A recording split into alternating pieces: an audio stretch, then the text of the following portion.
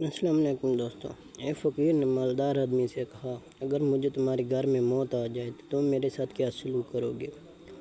مالدار آدمی: تمہیں کفن دے کر دفنا دوں گا۔ فقیر بولا، ابھی میں زندہ ہوں، مجھے پہننے کے لیے کپڑے دے دو، اور جب مر جاؤں تو بغیر کفن کے مجھے دفنا دینا۔ یہ ہم لوگوں میں سے بہت سے افراد کی داستان ہے کہ جب ہم زندہ ہیں ایک دوسرے کی قدر نہیں کرتے، لیکن مرنے کے بعد ایک دوسرے کے لیے آگے بڑھ کر نیکیاں کرنے لگتے ہیں۔ اگر قدر کرنی ہے تو زندگی میں کرو۔